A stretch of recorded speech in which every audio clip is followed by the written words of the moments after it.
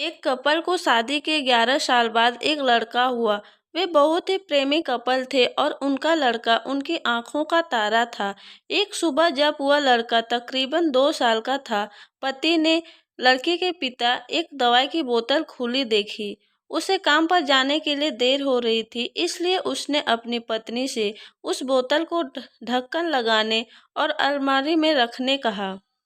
लड़के की मम्मी रसोई घर में तल्लीन थी। वो ये बात पूरी तरह से भूल गई थी। लड़के ने वो बोतल देखी और खेलने के इरादे से उस बोतल की ओर गया।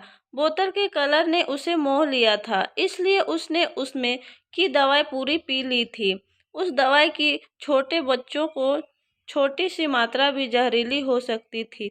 जब वह लड़का नीचे गिरा, तब उसकी मम्मी उसे जल्द से जल्द दवाखाने ले गई, जहां उसकी मौत हो गई। उसकी मम्मी पूरी तरह से हैरान हो गई थी। वह भयभीत हो गई थी कि कैसे वो जब अपने पति का सामना करेंगी। जब लड़के के परेशान पिता दवाखाने में आए तो उन्होंने अपने बेटे को मृत पाया और अपनी पत्नी और देखते हुए सिर्फ 4 शब्द कहे। आपको क्या लगता है कौन से शब्द कहे होंगे? 4 शब्द। पति ने सिर्फ इतना ही कहा, आई लव यू डार्लिंग। उसके पति का अनअपेक्षित व्यवहार आश्चर्यचकित करने वाला था।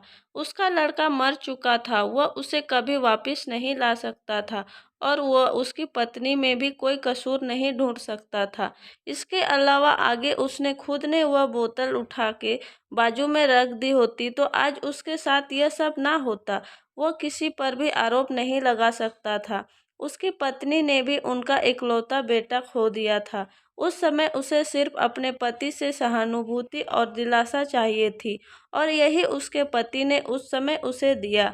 कभी कभी हम इसी में समय व्यर्थ कर देते हैं कि परिस्थिति के लिए कौन जिम्मेदार है या कौन आरोपी है। ये सब हमारे आपसी रिश्तों में होता है। जहाँ जॉब करते हैं वहाँ या जिन लोगों को हम जानते हैं उन सभी के साथ होता है और परिस्थिति के आवेश में आकर हम अपने रिश्तों को भूल जाते हैं और एक दूसरे का सहारा बनने के बजाय एक दूसरे पर आरोप लगाते हैं।